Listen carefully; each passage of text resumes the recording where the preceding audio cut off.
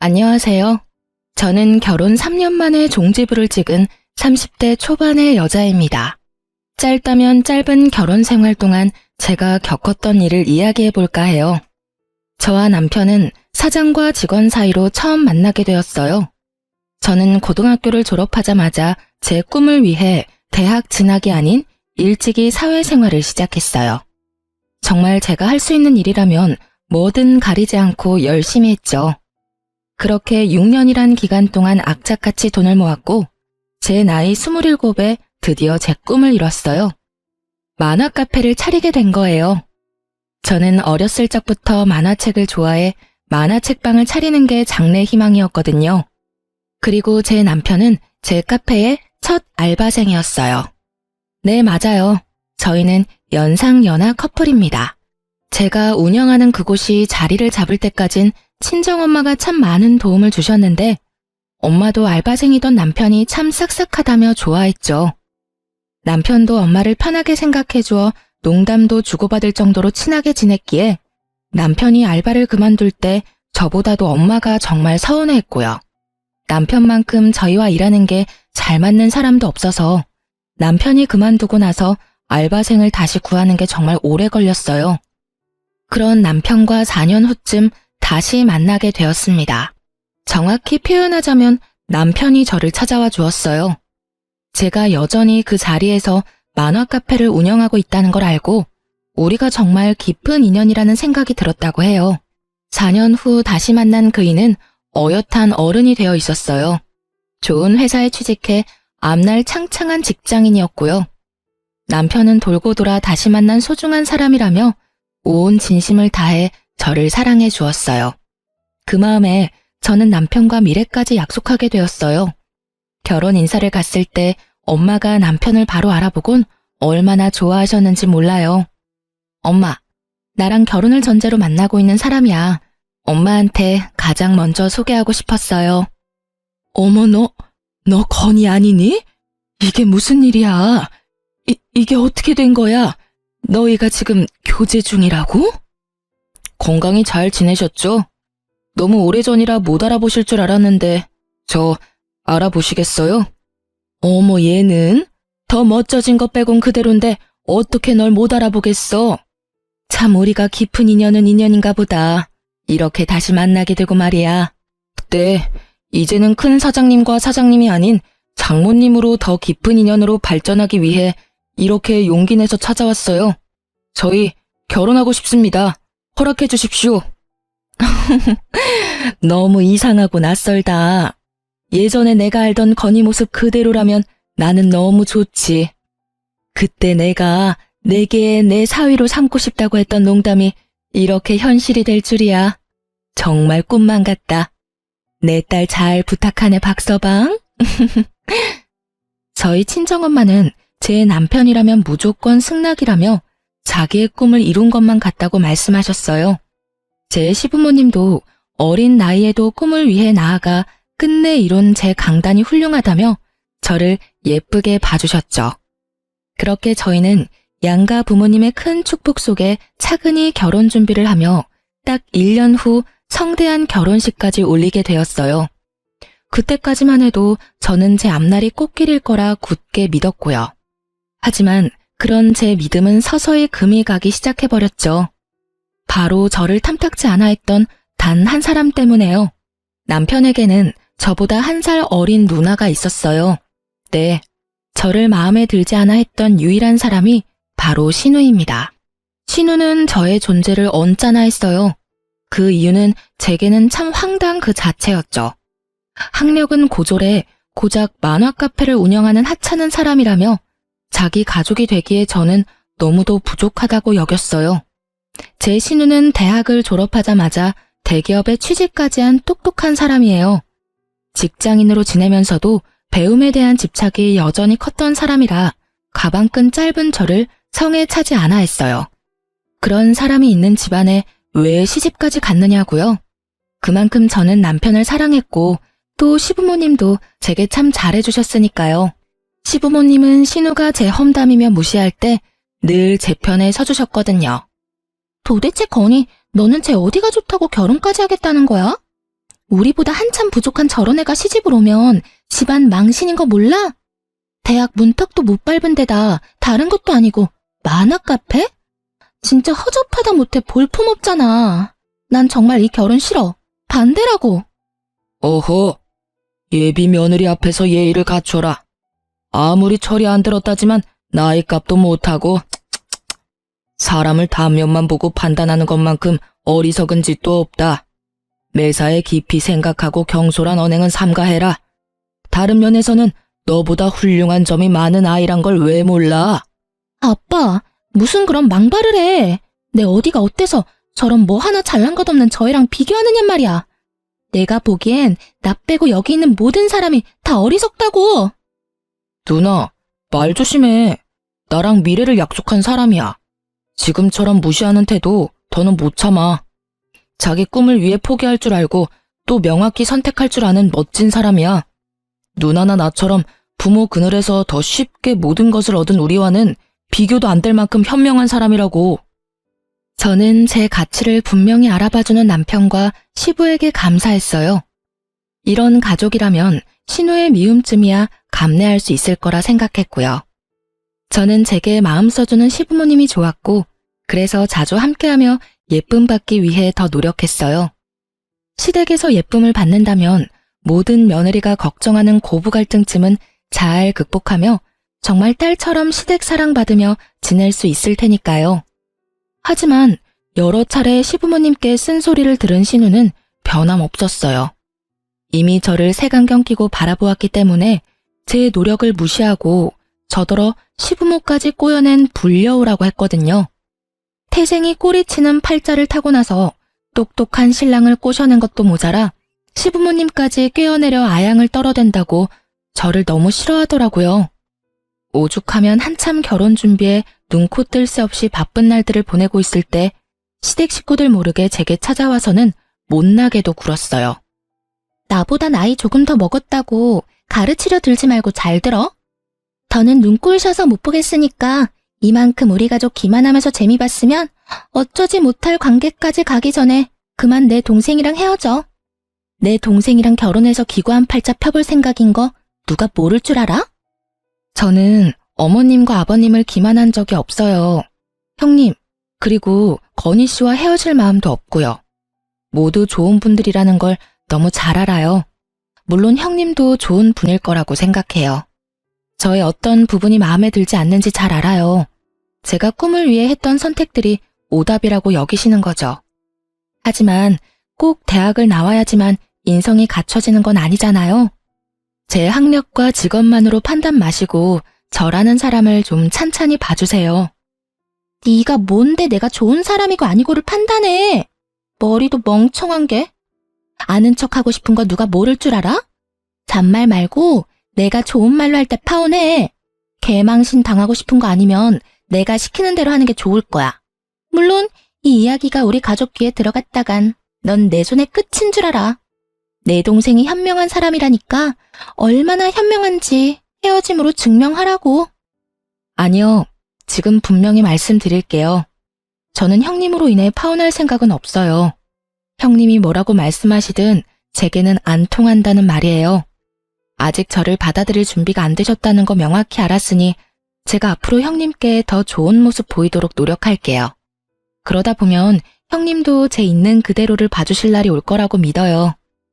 진짜 말이 안 통하는 인간이네. 내 동생한테 기생할 생각 말고 너 갈 길 가라니까. 동네 만화방이나 하는 게 모자랐다고 우리 집안 사람이 되겠대. 지금 네가 운영하는 카페 문 닫고 싶어? 어? 동네 장사가 얼마나 우스운 건지 네가 몸소 체험을 해봐야 정신 차릴래? 형님, 저더러 너너거리면서 말하는 건 조심해주세요. 제가 나이도 더 많은데. 이렇게 존댓말까지 써가며 존중하는 이유도 가족들 사이니까 좋은 마음으로 대하기 위해서거든요. 형님도 아무리 제가 마음에 안 들어도 언행에 신중을 기해주세요. 동네 장사 우습게 여기시는 건 형님 같은데 그게 아니라는 걸 증명해드릴게요. 저는 못나게 구는 신우를 패기 있는 자세를 일관하며 상대했어요. 남편도 그리고 시댁 식구 그 누구도 모르는 제 카페의 매출까지 보여주며 배움이 좀 짧다고 무시해도 되는 건 아니라는 걸 증명했죠. 어줍잖게 자신이 잘 나간다 생각하는 신우의 기세를 누를 만한 무기로는 충분하다고 생각했거든요. 실로 신우는 제 만화 카페 매출을 알고는 놀라 입만 뻥끗하더라고요. 저는 한 방 더 먹이기 위해 대략 순수익을 알려주었어요. 그러자 충격이라도 먹은 표정을 하고는 아무 말 없이 돌아갔어요. 그 뒤로 팔자 피려고 남편을 꼬셨다는 말이 쏙 들어갔어요. 그건 제 순익이 자신의 월급보다 많았기 때문이었을 거예요. 하지만 고작 매출을 밝힌 걸로 신우의 마음을 얻을 수는 없었어요. 팔자를 운운하며 해대던 불쾌한 말 대신 머리에 든 것도 별로 없는 게 잔꾀만 많아서 돈을 벌었다고 또 다른 불쾌한 말로 시비를 걸었으니 말이에요. 아마도 대기업에 다니는 자신보다 돈을 잘 버는 게 자존심이 상했던 거겠죠. 그래도 신우는 그 후로 한동안은 대놓고 저를 갈구는 일은 없었어요. 파혼에 관한 이야기도 더는 거론하지 않았고요. 하지만 그렇게 잠자코 있는 동안 저를 어떻게 괴롭혀야 속이 시원할지 머리를 굴리고 있었다는 걸 결혼식 날이 되고서야 알게 되었네요. 낯설게도 예식 당일 한참 이른 시간임에도 신우는 일찍이 찾아와 정말 해사한 표정으로 결혼 축하한다며 저를 안아주기까지 하는 거예요. 저는 그런 신우의 모습이 매우 낯설었지만 다른 의심의 여지는 없었어요. 이미 결혼식 당일이고 저를 무시하긴 했지만 전보다 심하지도 않았거든요. 그저 이미 엎어진 물 받아들이기로 했나 보다 하고 생각했어요. 그런데 그건 그저 제 순수한 생각일 뿐이었다는 걸 결혼식이 시작한 후에야 알게 되었어요. 신우가 제게 축하 인사를 하며 살짝 안아줄 때 손에 쥐고 있던 차키를 제가 입고 있던 드레스 위로 떨궜어요. 당연히 그 차키를 줍기 위해 신우는 잠깐 몸을 숙였고요. 저는 이 행동을 대수롭지 않게 여겼지만 이 행동이 저를 참 난감하게 만든 문제의 행동이었어요. 예식이 시작되고 신부 입장을 하는 순서에 난감한 일이 벌어진 거죠. 바로 제 드레스 밑단이 갈기갈기 찢어져 있었다는 겁니다. 하는 수 없이 저는 그 찢어진 드레스를 입고 결혼식을 진행해야 했어요. 가장 행복해야 할 그날 제 기분은 엉망진창이 되어버린 거예요. 그 흉한 드레스를 입고 사진 촬영까지 해야 했으니 멀쩡할 리 없잖아요. 모두가 수군거리는 하객석, 통쾌한 표정으로 웃고 있던 신우를 보니 속에서 화가 치미는 걸 숨길 수 없더라고요. 저는 예식이 끝나자마자 곧장 신우에게 찾아가 참고 있던 화를 터뜨렸어요. 이게 도대체 뭐 하는 짓이에요? 어떻게 다른 날도 아니고 결혼식을 이렇게 망칠 수 있냔 말이야. 아무리 내가 마음에 안 들어도 그렇지 어떤 생각을 가졌으면 이런 일을 저질러요? 형님이 다 물어내요. 당신이 찢어버린 드레스도 다 망쳐버린 결혼식도 전부 다 물어내. 내가 왜 그래야 하는데? 그러게, 내가 가족들 몰래 찾아가서 파혼하라고 했을 때 군말 없이 시키는 대로 했으면 좋았잖아. 그랬으면 이런 일을 내가 버릴 필요도 없었을 거 아냐. 이제 빼도 박도 못하게 가족이 되어버렸으니 그걸 문제 삼기보단 퍼포먼스나 해프닝 정도로 생각하고 넘기면 그만 아닌가? 그럼 앞으로 잘해보자고 옳게. 뭐? 퍼포먼스나 해프닝? 당신 결혼식에 이런 일을 당했다고 생각해봐. 이게 당신이 말하는 것처럼 가볍게 넘길 수 있는 건 줄 알아? 아무리 가족들 사람이 마음에 들지 않는다고 해도 이런 일까지 벌일 만큼 수준 이하인 줄은 꿈에도 몰랐네. 그런 머리로 어떻게 대기업에 갔는지 놀랍고 신기할 따름이라고. 지금 아랫사람 주제에 뭐라고 망발을 해대는 거야? 수준 이하? 너 미쳤니? 감히 니까짓 게 수준을 운운하며 날 무시해? 너 지금 말 다 했어? 어? 아니, 아직 하고 싶은 말은 차고 넘치지. 하지만 무식한 당신이랑 더 말 섞어봤자 뭐가 달라진다고. 오늘 당신이 저지른 이 만행, 뒷일까지 생각하고 저지른 거지? 겁도 없이 감히 이런 행동을 잘도 버렸으니 각오하는 게 좋을 거야. 저급한 내게 딱 맞는 짓이었는데 내가 각오할 게 뭐 있어. 그리고 윗사람한테 버르장머리 없게 말을 놔? 무식한 건 내가 아니라 너네. 못 빼어먹은 티 작작내. 나는 너랑 친구 먹을 생각 없어. 깍듯이 형님 대우하라고. 알겠어? 저는 신우가 한 이 말도 안 되는 행동을 곧장 시댁 식구에게 알렸어요. 그날 시부모님은 신우의 등짝을 연신 두들겼고 눈 똑바로 뜬 채로 저를 노려보는 신우를 대신해서 시모와 시부가 저에게 고개까지 숙여 사과했어요. 그런 시부모님의 모습에 신우는 제가 뭐라고 그렇게까지 사과를 하느냐며 성을 냈지만 시부모님은 그런 신우를 더욱 나무랐어요.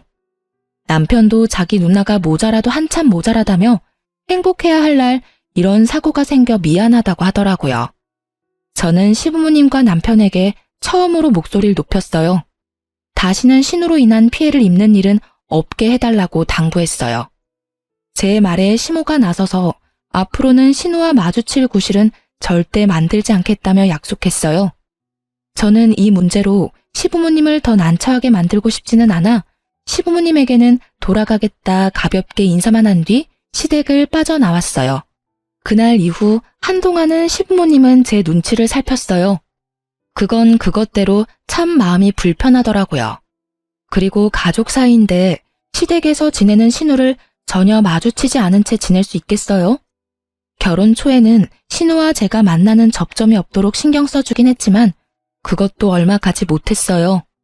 대명절이나 시댁이 치르는 제사 때 며느리인 제가 매번 빠질 수는 없는 노릇이니까요.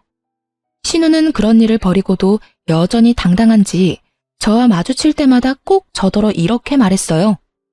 처음 몇 번은 저도 큰 내색하지 않았지만 날이 갈수록 서운함은 쌓이고 속상해서 나중에는 따지게 되더라고요.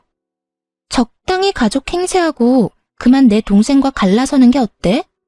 너 하나 때문에 우리 식구가 다 불편한 거 안 보이냐고. 불려울을 이렇게 마주하고 있으려니까 불쾌하고 소름 끼쳐서 마음 편히 집에 있을 수가 없네 진짜. 도대체 꾸준히 제게 왜 그러시는 거예요? 제 어디가 그렇게 마음에 안 들어서 사람을 그렇게 못 잡아먹어 안달인데요. 이제 가족까지 된 마당에 이렇게까지 일관되게 저를 배척하는 이유가 뭐냐고요. 그걸 몰라서 물어? 이래서 가방끈 짧은 것들은 말이 안 통해. 나는 가족으로 받아들인 적도 없는데 우리가 무슨 가족이야? 나는 너처럼 저급한 애랑 가족 될 생각이 전혀 없어. 결혼했든 안 했든 넌 그저 내겐 외지인이고 우리 가족 꼬여낸 여울 뿐이라고. 그런 저급한 것이 내 집에 마음대로 들락거리는데 기분 좋을 사람이 어딨어? 안 그래? 제발 그만 좀 해요. 이렇게 매번 형님과 언쟁하는 것도 이제 지친다고요. 제가 형님이랑 결혼했어요? 네? 형님이 여전히 반대하는 마음이라고 해도 의미 없다는 거 아시잖아요. 제가 도대체 뭘 그리 잘못했다고 이리 지독하게 절 미워하시는 건데요. 시부모님과 남편에게 최선을 다하고 있는 제게 왜 이러세요 정말. 누가 내 가족들한테 잘하라고 시켰어? 네가 하고 싶어서 하는 거면서 왜 나한테 언성을 높여? 그런 거 안 해도 된다니까? 그냥 우리 집에서 좀 사라져주라고. 네 갈 길과 우리 가족의 갈 길은 다르다고. 네가 사는 그 싸구려 삶에 내 가족들까지 넣지 마. 그게 난 불쾌하다고. 네 존재가 내겐 그저 끔찍한 암덩어리 같다고. 말 가려서 하세요. 제가 읽어온 모든 걸 싸구려 취급하지 마시라고요. 형님께서 저에 대해 뭘 얼마나 잘한다고 그렇게 치부하시는 건데요. 지금의 저는 제 모든 노력의 결실이 되어 만들어진 모습이에요. 형님과 다른 길을 걸었다고 제가 그런 취급을 받아도 되는 게 아니라고요. 네 노력이 얼마나 하찮은지 보여주는 거네 그럼. 넌 죽었다 깨어나도 내 가족이 될 수 없어. 그러니 제발 좀 내 눈앞에서 사라져줘. 아니, 우리 가족 앞에서 없는 사람이 되어줘. 널 이렇게 마주하는 순간순간 우라가 치밀어 미치겠다니까. 결국 저와 신우는 긴 말다툼으로 번졌고 그날 이후 저는 시댁에 찾아가지 않았어요. 제가 아무리 노력한들 달라지는 건 없다고 느꼈거든요. 시부모님도 시댁에 들르지 않는 저를 이해하는 듯 했어요. 자기들의 딸이 며느리인 저를 매몰차게 밀어내니 어쩔 도리가 없었겠죠. 그렇게 시댁과 거리를 두고 지낸 지 6개월쯤 됐을까요? 그 기간 동안 무슨 일이 생겼던 건지 신우가 제게 먼저 연락을 해왔어요. 그것도 아주 나긋나긋한 목소리로 제게 잘 지냈냐는 안부를 다묻더군요. 하지만 저도 결혼식 날 당했던 전적이 있어 쉬이 경계가 풀어지지 않았어요. 그런데 신우가 제게 꼭 부탁할 것이 있다는 거예요. 절대 못나게 굴 생각으로 연락한 게 아니라며 시간 좀 내달라고요. 그리도 저를 하대하던 신우가 돌연 부탁이라니 어떤 걸지 전혀 짐작도 가지 않았어요. 저는 카페 자리를 비울 수 없던 터라 제 만화 카페로 와달라고 했고 그렇게도 끔찍해하던 제 만화 카페까지 흔쾌히 오겠다고 하더군요.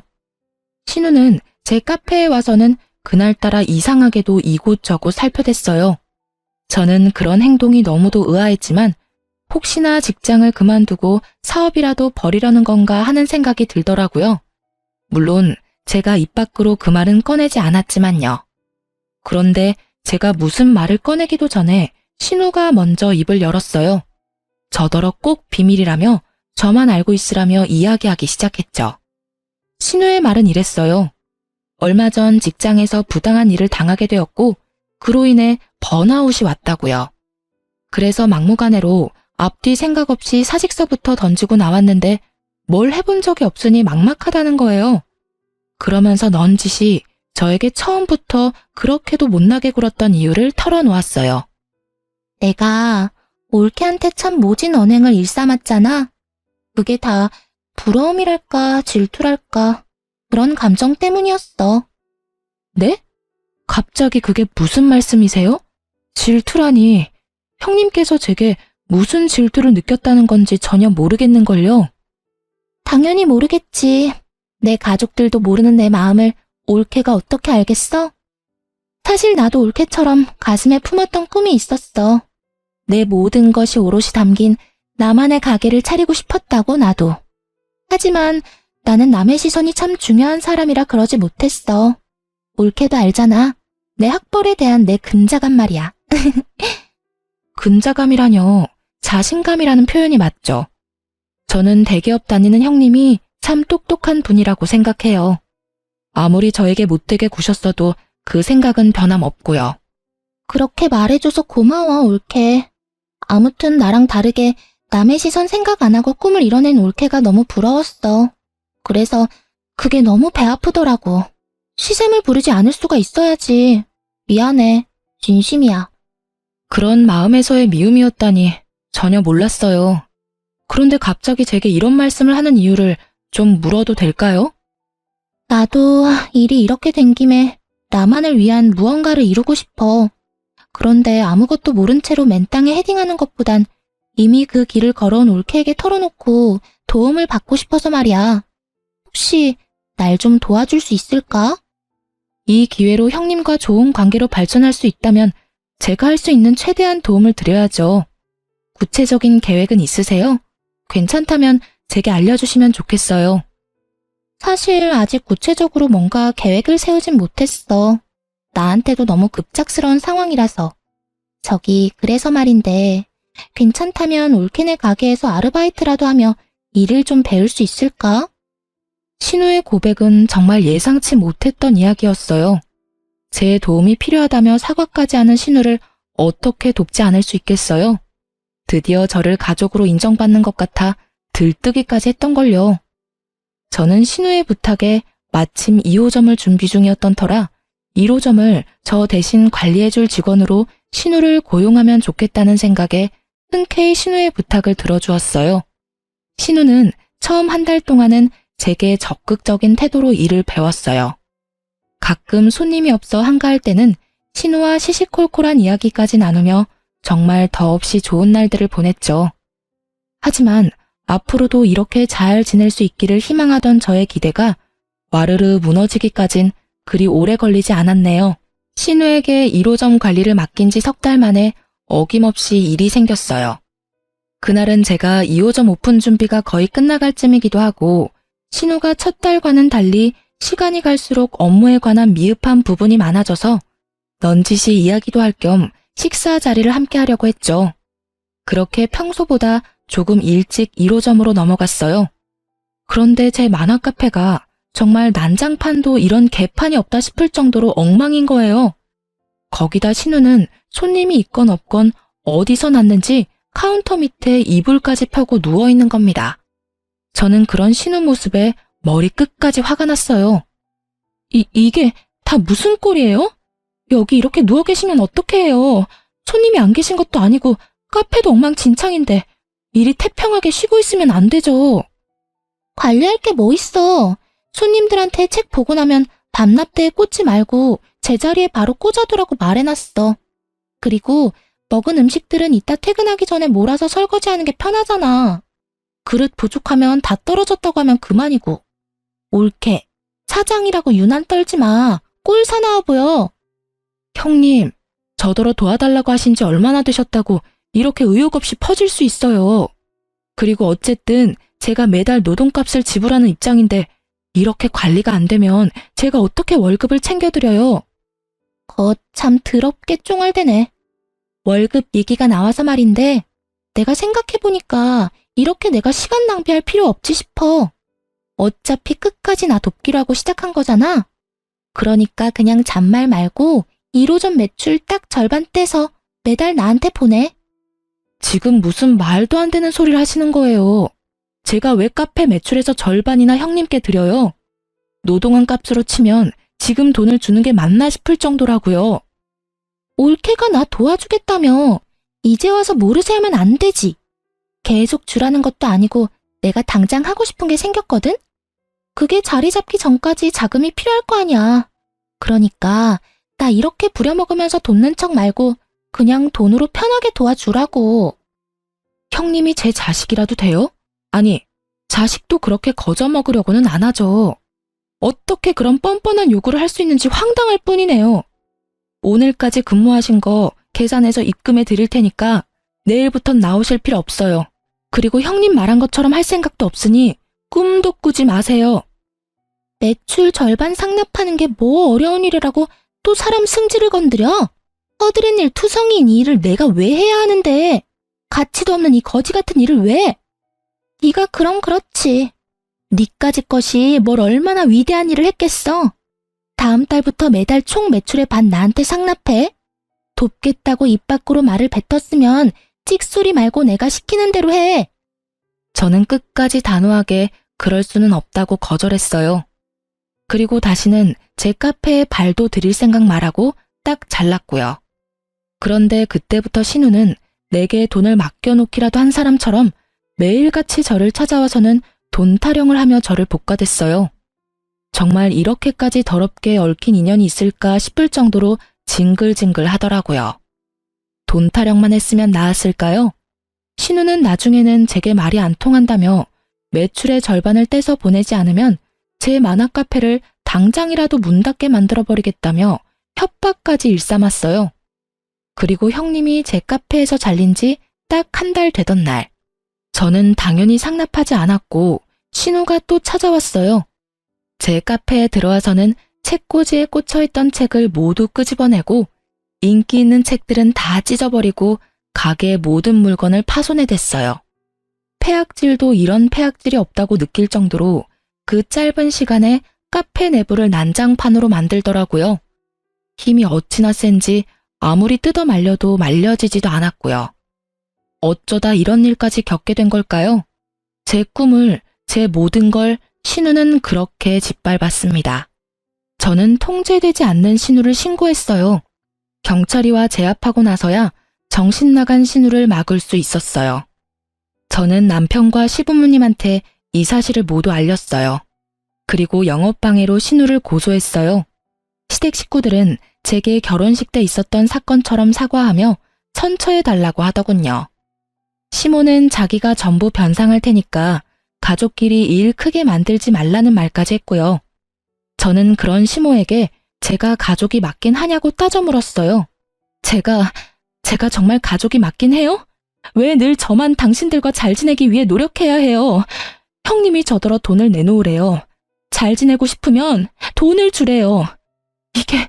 이게 어머님께서 말씀하시는 가족이 맞아요? 미안하다. 정말 미안해. 내가 이렇게 사과하마. 그러니 제발 노여움 풀고 내 딸 좀 모진 일 당하지 않게 선처해 주렴. 제발. 그럼 제가 당신 딸에게 당한 모진 일은요. 그간 두 눈으로 보셨으니까 다 아실 거잖아요. 저 법대로 할 거예요. 선처 따위 없습니다. 어머님, 아버님께서 저를 어떻게 생각하시던 상관없어요. 이번 일만큼은 그냥 넘어갈 수 없으니까요. 시모는 제 손까지 붙들며 눈물로 호소했어요. 하지만 저는 절대 흔들리지 않았습니다. 아니, 흔들릴 수 없었어요. 저를 모욕해왔던 건 이악 물고 참아왔지만 제 전부를 이렇게 망쳐버린 신우를 용서할 수 없으니까요. 거기다 제게 협박까지 한 신우만을 걱정하잖아요. 협박을 받은 건, 피해 입은 건 바로 저인데 시댁 식구 중 그 누구도 제게 먼저 괜찮냐고 말을 건넨 사람은 없었어요. 저는 가족이라는 울타리에 갇힌 외지인일 뿐이었다는 걸 정말 절실히도 느꼈어요. 그뿐인 줄 아세요? 신우는 제게 신고당한 그 상황에서도 일말의 반성도 없었어요. 아니, 도리어 배째라는 식으로 뻔뻔하게 나왔죠. 니까짓게 합의 안 해주면 어쩔 건데 이런 식으로요. 남편은 어땠냐고요? 여지없이 신우의 편을 들더군요. 그래도 자기의 누나인데 어떻게 이렇게까지 할 수 있느냐며 원망을 쏟아내면서 말이에요. 당신이 누나더러 돕겠다고 했다며. 그래서 누나도 든든한 백이 생긴 거라고 생각했던 거겠지. 그리고 대기업까지 다닐 정도로 우리 누나는 많이 배운 사람이고 많은 경험이 있는 사람이야. 그런 사람이 당신에게 돈을 요구했다는 게 말이나 돼? 그럼 지금 내가 전부 거짓말이라도 하고 있다는 거야? 당신 누나가 내 카페를 그렇게 만든 게 전부 내게 돈 뜯어내려다 실패해서라고 몇 번 말해. 그 대기업 다니는 잘난 누나가 직접 이 사다를 만든 거라니까? 이유가 뭐든 당신이 돕겠다고 나섰잖아. 당신이 선택해놓고 이제 와서 이렇게까지 모질게 굴어야 해? 어떻게 사람이 그럴 수 있어. 가족이 가족을 상대로 어떻게 이래. 당신 말대로 내 도움이 필요하다면 기꺼이 돕겠다고 했어. 하지만 형님의 만행을, 나에게까지 미친 피해를 모두 감당하겠다고는 한 적 없어. 이래서 집안에 사람을 들일 땐 심사숙고해야 하는 건데 내 딸 꼬드겨 회사까지 그만두게 만들고도 뻔뻔하게 굴기까지. 엄마가 돼서는 내 딸 자식만 못났다고 나무라며 하나뿐인 며느리라고 예뻐했던 지난날이 다 후회스러워. 내 딸에 보는 눈이 딱 맞았던 거였어. 내 딸을 믿었어야 했어. 식구들은 끝까지 제게 미안함이라고는 없었어요. 합의하지 않겠다는 나를 벌레 보듯 할 뿐이었죠. 그러면서 그동안 자기 딸의 의견을 받아들이지 않고 저를 가족으로 들인 것에 대한 한탄을 해댔어요. 저도 이런 사람들과 더는 가족으로 살고 싶지 않다는 생각이 물밀듯 밀려왔어요. 그래서 남편에게 그 자리에서 이혼을 요구했습니다. 우리의 관계 속에서 남는 건 미움뿐이었으니까요. 그런데 참 웃긴 건 남편도 자기 가족을 건드렸다며 저를 상대로 소송을 걸겠다고 소리치더군요. 남편의 말을 듣는데 아무리 물러터진 저라도 어떻게 참고 고분고분 있을 수 있겠어요. 이혼 이야기를 막 꺼냈을 때만 해도 합의 이혼으로 깔끔하고도 간결하게 관계를 정리하고 싶었지만 그 마음마저도 사라졌고 곧장 소송을 걸었어요. 물론 그 후로 신우와 관련된 사건 신고에 남편과의 이혼 소송까지 법적 다툼으로 미칠 노릇이었어요. 거기다 신우로 인한 제 카페에 큰 손실까지 감당하며 다시 처음부터 시작하는 마음으로 임하다 보니 힘든 날의 연속이라고 해도 과언이 아닐 정도였죠. 그 와중에 시부모님은 그렇게도 저를 찾아와 악담을 퍼부어댔어요. 시부는 저더러 만화 가게나 하는 못 배운 것이라며 신우와 똑같은 말로 저를 무시해댔고 시모는 저더러 야살스럽다는 말까지 하더군요. 이제야 결혼 전 저에게 강단 있다는 말을 했던 시부모의 본심을 알게 되었어요. 가방끈 짧아도 사업 능력이 좋은 것 같아 나중에 큰 쓸모가 있겠거니 했더니 우리 뒤통수를 칠 줄이야. 예쁘다 하며 지내주니까 진짜 네가 뭐라도 된 것 같았냐? 정말 생각하면 할수록 우라가 치밀어. 알아? 제발 저 좀 찾아오지 마세요. 진절머리가 나서 미치겠다고요. 그리고 저를 이용해 먹으려고 했다는 그 불쾌한 말도 집어치우시고요. 이렇게 되바라진 애라는 걸 진작 알았더라면 내가 고분고분하게 결혼 승낙을 하진 않았을 거야. 모든 게 제 탓인 것처럼 그렇게 말씀하지 마세요. 어머님 아버님께서 자식 교육을 그따위로 시켜서 이런 상황에까지 이르게 된 거잖아요. 그러니까 제발 저 좀 내버려 두세요. 이혼 소송 중에 적당히 좀 하시란 말이에요. 그래, 네가 이제야 본 모습을 보이는구나. 이 악독한 것. 내가 이런 네 두 얼굴에 속았어. 참한 모습으로 평생 우리 가족 뒷받침이나 되어주었으면 좋았을 텐데 이게 무슨 날벼락이냔 말이야. 그 배려심 깊던 시모는 더는 찾을 수 없었어요. 아니, 그동안 속내를 숨기고 연기를 잘해오던 시모가 없어진 거죠. 신우가 저를 이용해 자신의 살해사욕을 채우려던 것처럼 그 엄마의 그 딸이라고 시모도 다른 방향으로 신우와 같은 마음을 가지고 있다는 걸 제대로 느꼈네요. 저는 시모의 본심을 알게 된 후 신우와의 사건을 더욱 악착같이 독한 마음으로 물고 늘어졌어요. 결국 남편과의 이혼 소송에도 신우와의 문제가 큰 역할을 해주어 승소할 수 있었어요. 그러니 위기의식이 좀 들었는지 그제야 저를 탓하던 남편이 찾아와서 이혼 승소도 했으니 신우 일은 그만 멈춰달라며 원하는 것은 뭐든 다 들어주겠다고 하더군요. 하지만 남편이 간과한 것은 바로 시모의 본심을 제가 알고 있다는 거였죠. 진심으로 반성한 척 날 회유하려 들지 말고 정당한 죗값을 다 받으라고 말했어요. 비양심적으로 죗값을 피하려 들지도 말라고 합의 제안을 딱 잘라 거절했죠. 그리고 얼마 뒤 신우와의 문제도 끝이 났어요. 자기가 처신한 행동에 대한 죗값을 받게 되었죠. 제게는 정말 통쾌한 결과가 아닐 수 없었어요. 하지만 이 결과로 인해 제 사업이 정말 휘청할 정도로 힘든 상황에 직면해야 했습니다. 시댁이 아마도 제게 복수할 마음을 제대로 먹었던 것 같더라고요. 무슨 말이냐고요? 제 만화 카페 바로 근처 빌딩 건물에 저와 같은 업종의 만화 카페가 생긴 거예요. 크지 않은 동네에 이렇게 꼭 붙어 있는 것도 매출에 영향을 주는데 그곳이 제 카페를 콕 집어 옆 만화 카페보다 저렴한 곳이라고 홍보까지 해대는 통에 정말 오랜 단골 손님이 아니고는 저희 카페에 걸음하는 손님들이 확 줄어버린 거죠. 그런데 알고 보니 그 만화 카페의 사장이 다름 아닌 이전 시모였고 그곳에서 관리하는 사람은 바로 이전 신우였어요. 저는 그 사실을 알고는 그 만화 카페에 가서 난리를 쳤어요. 이 상도덕도 없는 인간들아.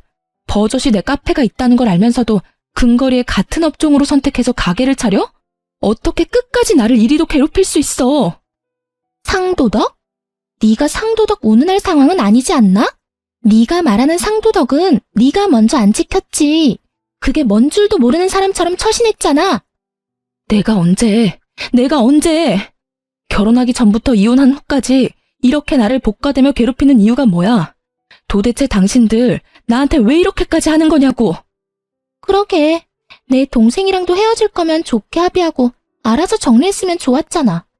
가족을 상대로 콩밥 먹일 작정을 했던 것부터가 넌 상도덕에 어긋난 인간 말종이라는 거야.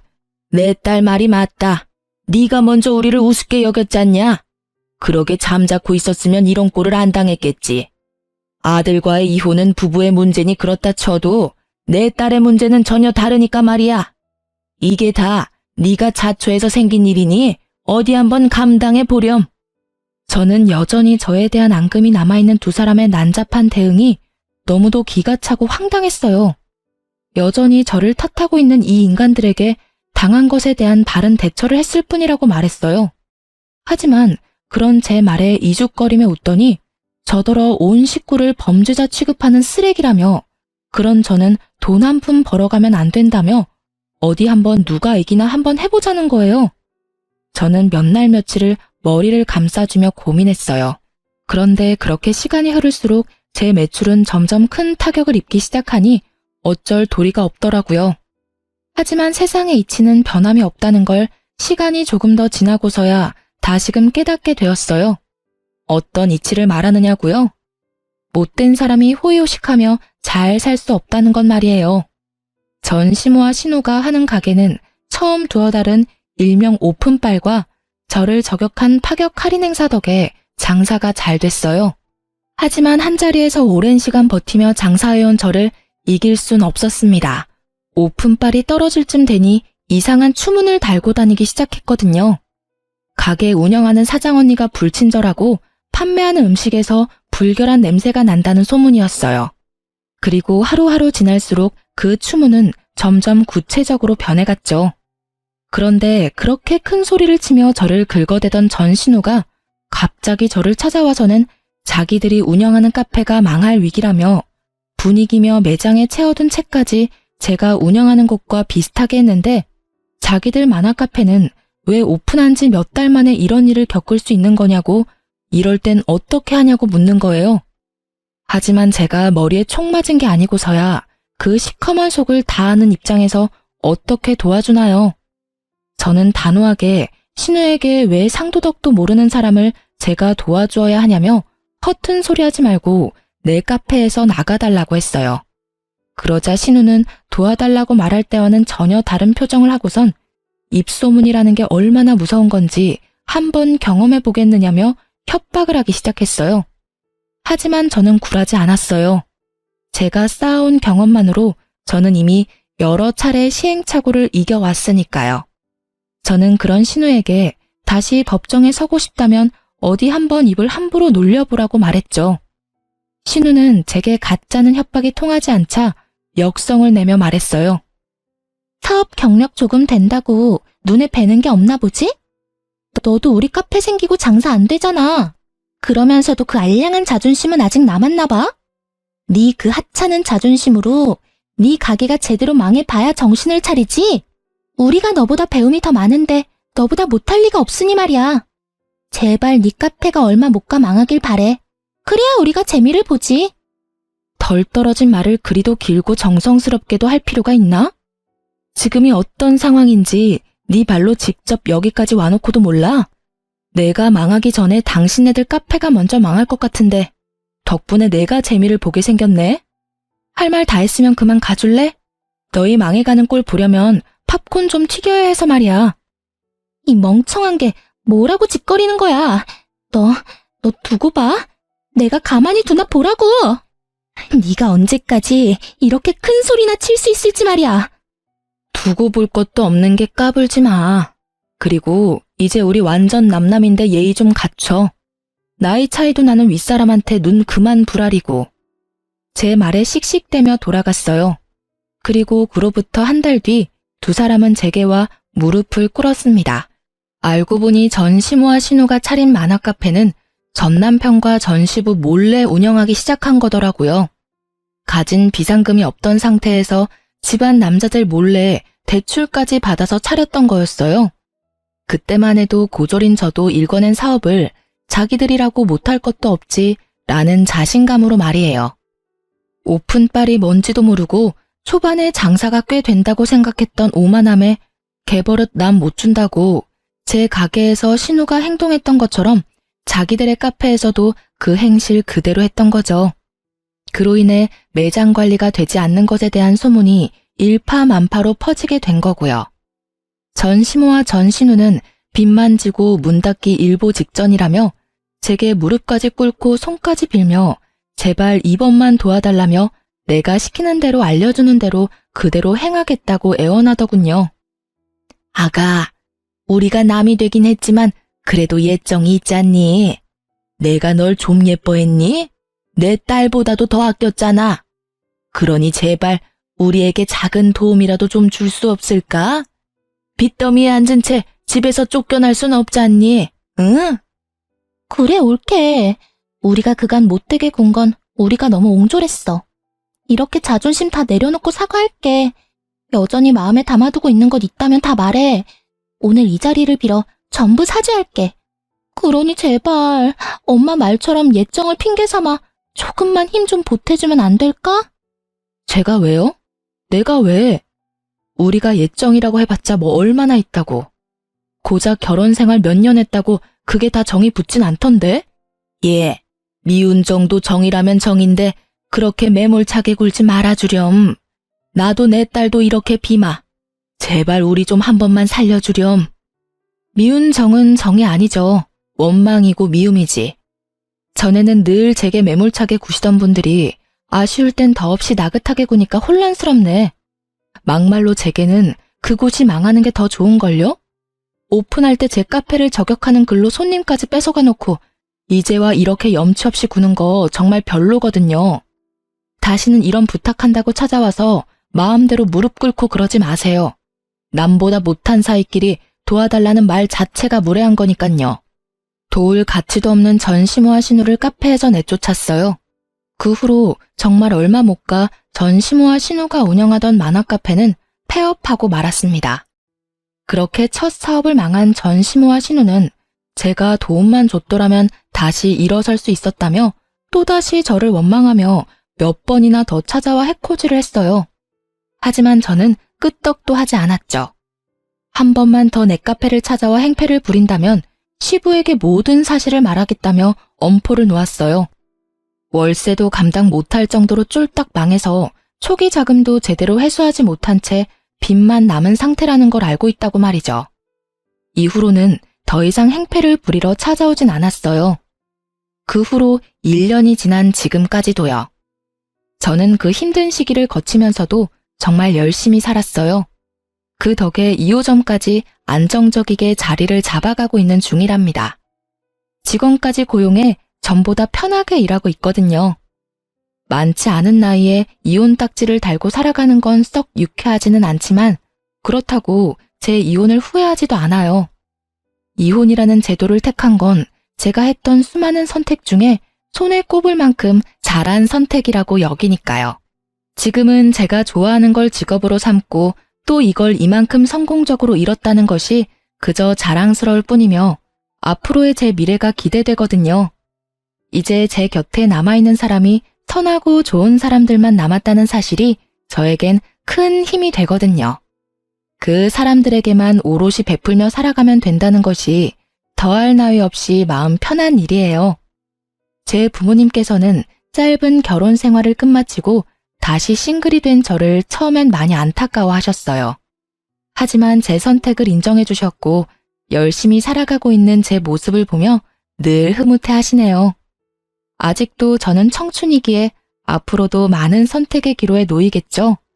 부디 그 수많은 선택이 제 삶을 더욱 의미 있게 채워갈 수 있는 행운으로 가득하길 바라며 제 짧고도 파란만장했던 이야기를 마칩니다.